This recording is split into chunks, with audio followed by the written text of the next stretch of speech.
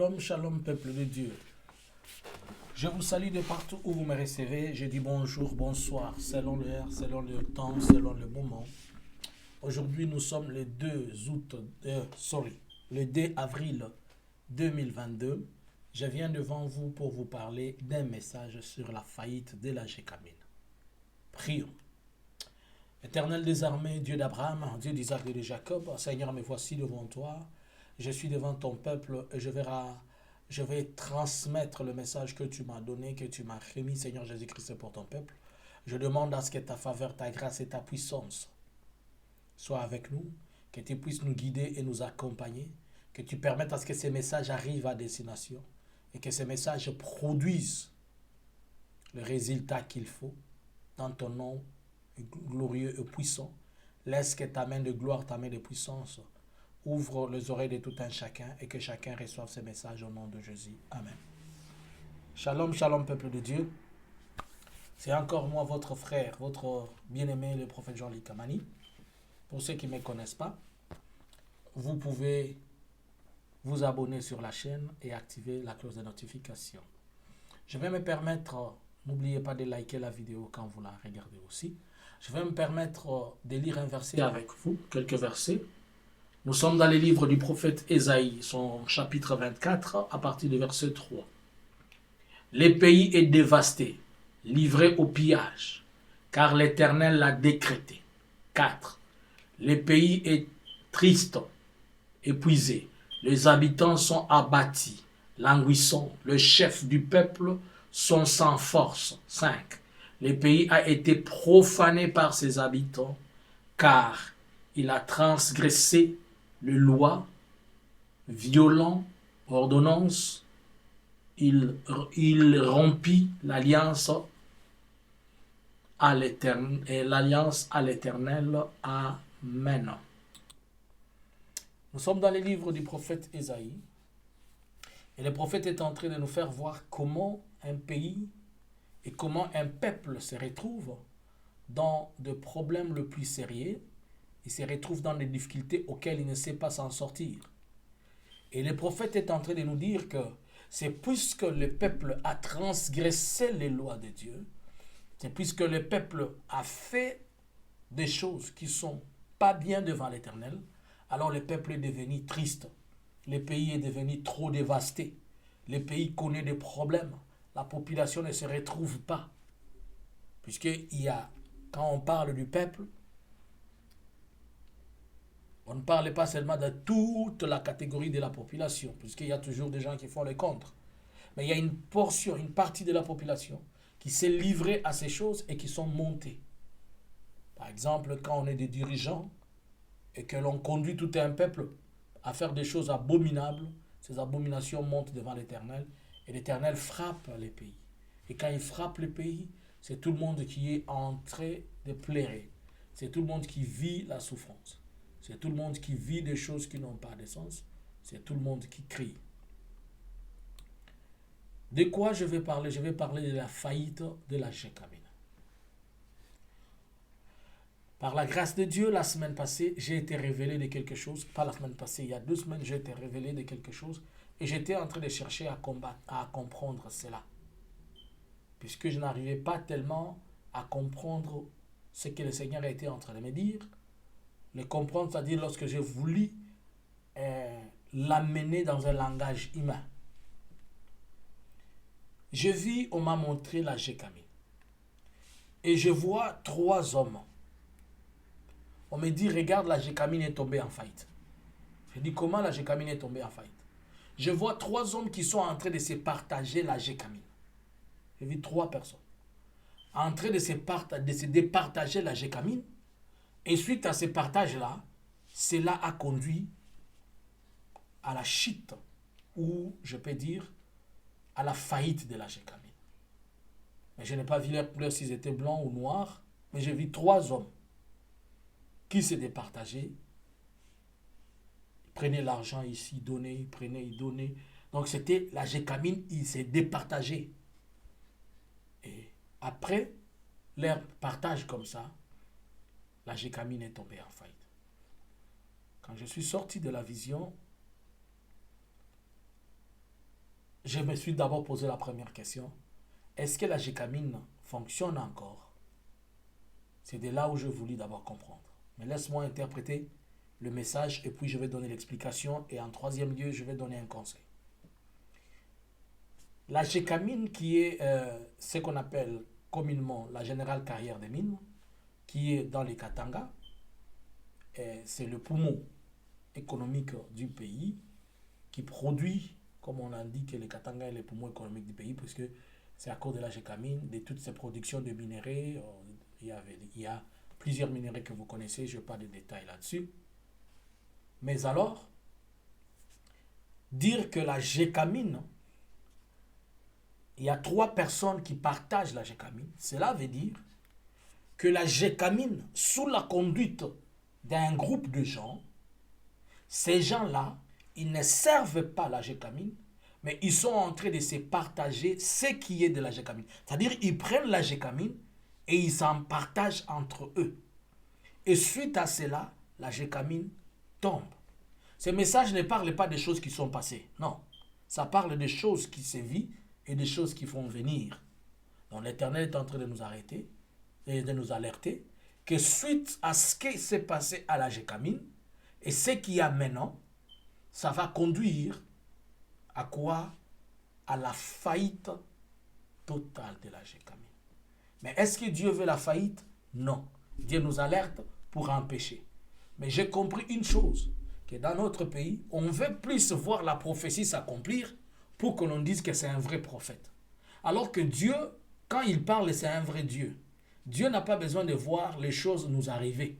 Dieu nous alerte pour empêcher ces choses. Après ces messages, je vais faire d'autres messages qui vont se suivre. Je serai toujours en train d'alerter les gens, le peuple de Dieu. Mais à qui sert de comprendre, un mot suffit. Alors, j'ai cherché à comprendre ce que cela veut dire. C'est-à-dire qu'il y a 2 catégories de personnes. Il y a d'abord la Gécamine comme entreprise, mais il y a aussi un groupe de gens qui travaillent à la Gécamine, mais qui prennent la Gécamine et ils en font ce qu'ils veulent.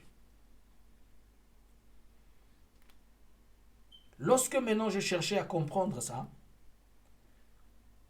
j'ai appris que normalement la Gécamine, elle a connu des problèmes. Et quand elle a connu des problèmes, il y a eu des gens qui sont venus vers la Gécamine et proposer à la Gécamine qu'ils amènent, que la Gécamine leur vende, c'est-à-dire ces titres d'exploitation et consorts. Alors ces gens-là, lorsque la Gécamine les a vendus ce qu'elle a, et ils sont partis dans des pays étrangers, notamment en Europe et aux États-Unis, en Suisse, en Allemagne et ailleurs, ils ont demandé l'argent au nom de la Gécamine pour venir faire fonctionner la Gécamine. Et ils ont présenté des projets. Vous voyez, nous avons ceci, dans 10 ans, si vous nous donnez 3 milliards, 4 milliards, des histoires comme ça. Et ce n'est pas une seule personne, c'est plusieurs personnes en forme de commissionnaires. Les pays des coopérants. Alors, ces coopérants-là, ils sont partis et ils ont demandé ce qu'ils pouvaient demander, on les a donnés. Et à leur donnant, c'est avec ça maintenant que eux, ils sont devenus comme des actionnaires qui sont en train de faire rouler la machine de la Gécamine. C'est-à-dire la Gécamine, quand elle produit, c'est eux qui prennent, ils vendent, mais quand ils vendent, ils remettent l'argent qu'ils ont pris dans des banques et ils récupèrent l'intérêt. Waouh! Quel business! Très beau. Alors maintenant, ces gens-là, que je ne connais pas, mais dont l'Éternel est en train de dire, ces gens-là qui se départagent vont faire tomber la machine de la Gécamine. Maintenant, je suis tombé sur un document, un journal qui a été publié dans des bureaux de la République, c'est connu. J'aimerais que vous me donnez un peu de temps qu'on le lise. Que parmi les gens qui ont apporté, parmi les gens qui sont comme des actionnaires, ou bien qui sont comme ces personnes intermédiaires qui ont pris la Gécamine et qui fonctionnent avec la Gécamine, il y a l'un qui est ciblé, l'un c'est-à-dire il y a un groupe, une entreprise qui est ciblé par le département d'État des États-Unis pour dire que c'est un groupe qui a une mauvaise réputation et qui est connu dans ses transactions avec des groupes autres terroristes et consorts, alors on a demandé à la Gécamine de se dissocier avec lui. Vous comprenez que les gens prennent l'argent, ils se partagent et ils se retirent. Alors si déjà en lisant cet article, je comprends maintenant ce que le Seigneur était en train de dire, que les gens vont se départager. Et puis, on va laisser la Gécamine sans rien et sans quoi que ce soit, mais sur ça, et on va laisser des dettes à la Gécamine, puisque ces gens ont signé des contrats au nom de la Gécamine, pas au nom individuel. Mais comme elles étaient des personnes intermédiaires, donc toutes ces dettes-là, on va les imputer à la Gécamine et on viendra demander à la République démocratique. Est-ce qu'elle est démocratique même? La République des frappeurs. On va laisser à nos enfants des dettes, des choses qu'ils n'ont pas fait. J'aimerais que tu lises cet article avec moi. J'aimerais que quelqu'un lise. Ça ne vient pas de moi. Il ne faut pas dire que c'est les prophètes. Ceux qui l'ont écrit, ça s'appelle K-Info, K comme C-A-S-INFO.ca.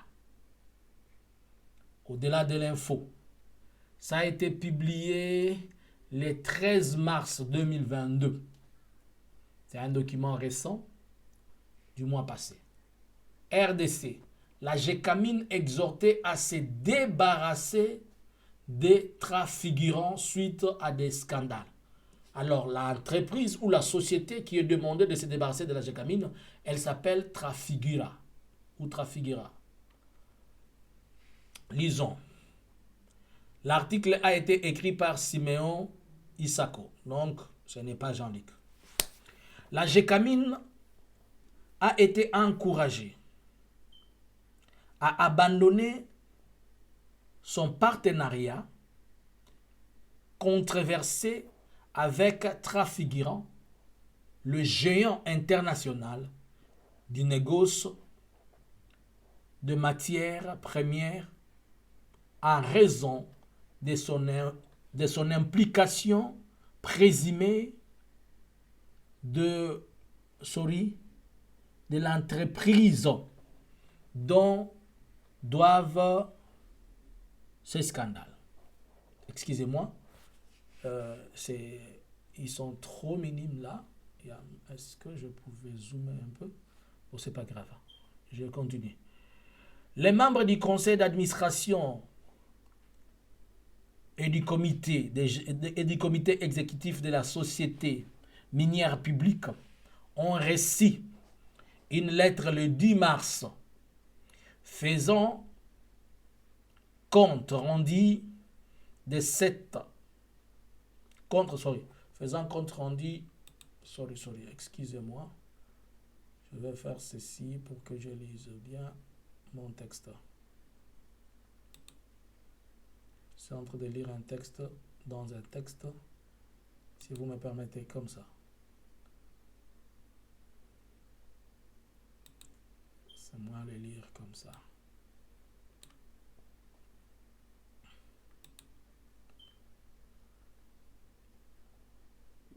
Ok, je continue. On dit, les membres de la Société Générale Carrière des Mines ont reçu une lettre le 10 mars faisant accusation, blablabla. Alors, c'est en lisant cet article que vous allez comprendre ce qui est écrit, que l'entreprise en question, la Trafigura, on encourage qu'elle se débarrasse, que la Gécamine s'en débarrasse, puisque on dit qu'elle a des soucis et des problèmes avec la Gécamine. Des soucis lesquels, ce n'est pas avec la Gécamine, mais plutôt avec le département d'État. On accuse cette entreprise de ne pas être bonne. Or, cette entreprise, elle est parmi ces gens qui sont maintenant actionnaires, ou on peut dire des gens qui font tourner la machine de la Gécamine. Alors, si ces gens, on doit leur demander, si on doit demander à ceci, excusez-moi, si on doit demander à cette entreprise que je viens de vous faire voir, à elle seule, de pouvoir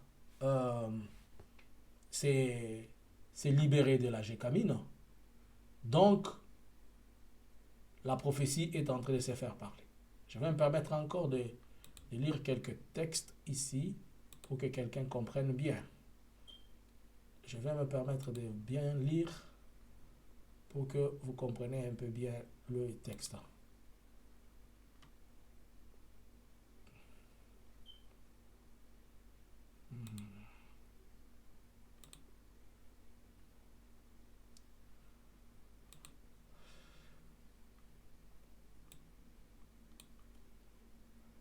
Alors, si tel est le cas, que la société en question, la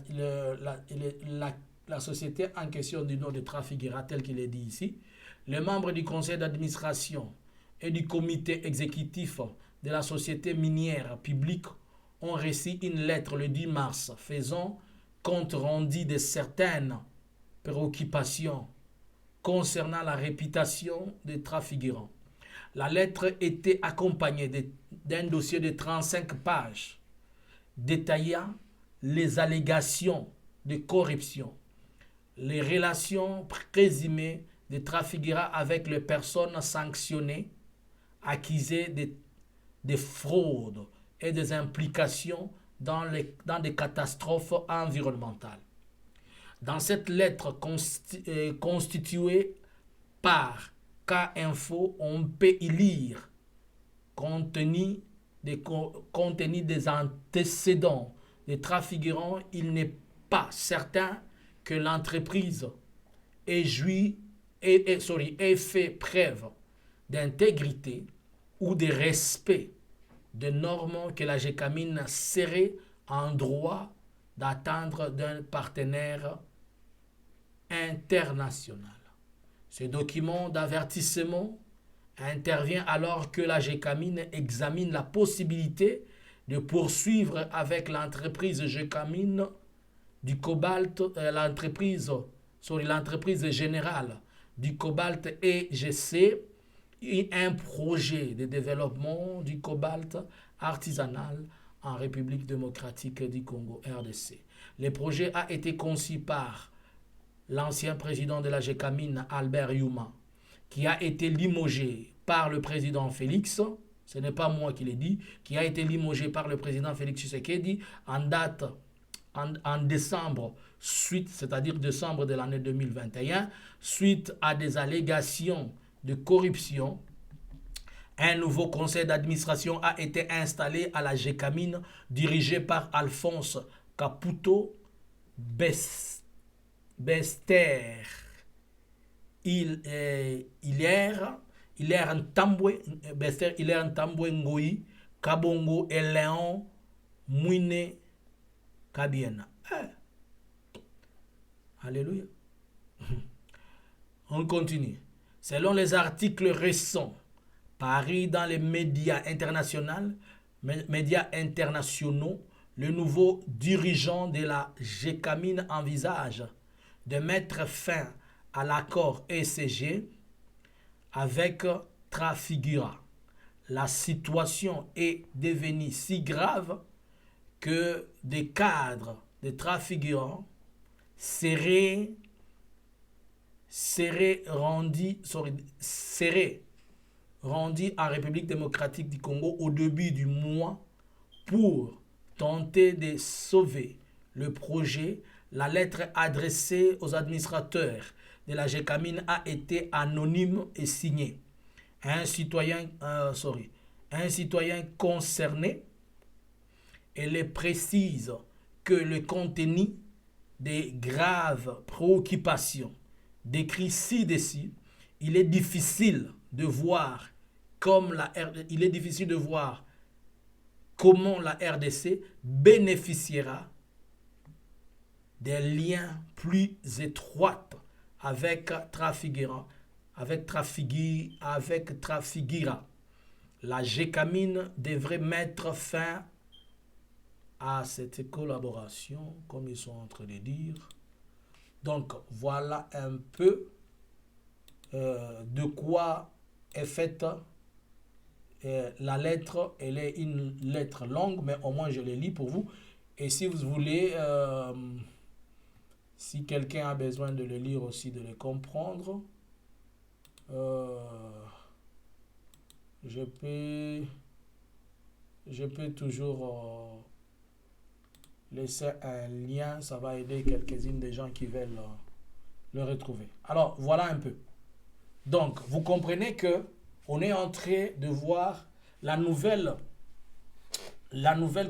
comité de gestion qui a été placé par le président de la République. Cette comité de gestion de la GECAMIN qui est parti négocier et qui a peut-être créé ou fait qu'il y ait ces coopérants-là qui viennent. Alors eux, avec eux, c'est voilà maintenant qu'il y a 3 personnes. Je vis le groupe de 3, la GECAMIN et 3 personnes. C'est-à-dire il y a la GECAMIN, il y a les autres, tous ceux qui sont de coopérants, ils vont se départager et après l'entreprise va faire faillite. Alors c'est quoi les conseils? Je vous ai fait part de ce que le Seigneur a dit et je vous montre comment l'entreprise est en train d'aller, ce que le Seigneur dit, où ça va aller en faillite. Maintenant, si Dieu révèle ces choses, c'est pour que cela n'arrive pas. Vous qui êtes les experts en la matière, vous qui connaissez ce que vous pouvez faire, s'il y a lieu de sauver cela, faites-le. S'il y a lieu de sauver encore quelque chose de la GECAMIN et permettre à ce que cette entreprise ne tombe pas dans ces scandales de faillite plus tard, il serait mieux pour vous de faire quelque chose maintenant. N'attendez pas que le pire arrive pour que les gens viennent comme des sapeurs-pompiers qui viennent toujours en retard, et surtout les sapeurs-pompiers de la République démocratique du Congo, ils viennent une semaine après les dégâts. Merci. C'était moi, votre frère, le prophète Jean-Luc Kamani, qui était en train de vous parler de la faillite de la GECAMIN, dont l'Éternel nous annonce dans les jours à venir, comment la GECAMIN va tomber en faillite. Bien que la grande GECAMIN qu'on connaît, ce n'est pas celle-là, nous sommes en train de parler des choses qui sont vues à l'heure actuelle. Alors, si Dieu peut vous permettre de comprendre, si vous connaissez ces gestionnaires-là, dites-le que Dieu les aime et il n'aimerait pas le voir que l'entreprise se retrouve dans des choses comme ça. Mais je pose une question, moi. Je vais poser doucement ma question que je vous ai dit. Aidez-moi d'abord, avant de poser la question, chaque fois quand je donne des messages, s'il y a des choses qui s'accomplissent, vous qui suivez bien le message, essayez de me retourner les messages qui s'accomplissent pour essayer d'en partager avec les autres. Puisque quand on va dire chaque fois les choses, les gens vont croire que nous sommes en train de faire la publicité qu'on sort. La fois passée, je vous avais dit que je l'ai donné ce message, je pense que je l'ai donné au début, vers le mois de février. J'ai dit, je vois Kabila faire asseoir tout le monde dans les PPRD. Et les PPRD se préparent à revenir en 2023. Mais je vous ai dit de quoi ils vont revenir faire.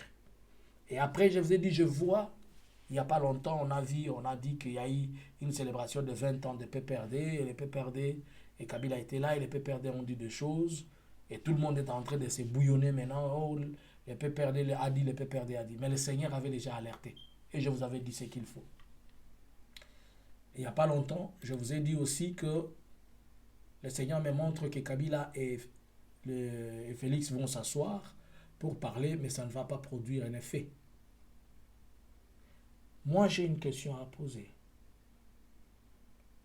Depuis que je vous ai dit qu'il y a l'ombre des erreurs, est-ce que vous ne voyez pas ça? Pourquoi vous qui dites que vous êtes les enfants sortis des choses spirituelles, vous qui connaissez les esprits, les spirituels et consorts, vous ne comprenez pas, vous ne voyez pas, vous faites seulement l'orgueil. Vous voulez qu'un jour le président Félix se trouve en train de faire un discours et que sa veste s'ouvre celle et qu'elle tombe comme ça, c'est ces jours-là que vous allez croire. Vous voulez qu'il arrive maintenant des dimensions autres spirituelles où le président est en train de parler, ça ne va pas être comme ça a été le jour de la prestation de serment, son pantalon tombe. C'est à ce moment-là que vous allez croire, vous allez commencer à vous dire qu'il y a quelque chose. Vous voulez que Dieu fasse des choses impossibles, alors que la fidélité, c'est dans des petites choses. Vous ne comprenez pas toujours qu'il y a l'ombre des erreurs. Je vous avais parlé, je vous avais dit, il ira des erreurs en erreurs. Il fera des bêtises en bêtises. Vous n'êtes pas en train de les compter. Merci. Que Dieu vous bénisse. Je ne suis pas là pour énumérer, je vous rappelle seulement. Que Dieu vous bénisse. On se retrouve à l'étude biblique. Nous sommes connectés tous les mardis et samedis à partir de 20h pour les études bibliques.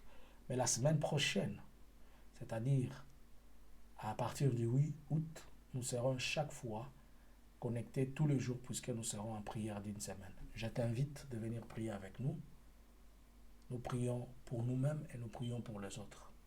Que Dieu vous bénisse. Je vous ai dit que je vais faire suivre d'autres messages. Aidez-moi à les partager et à les faire suivre à d'autres. Shalom.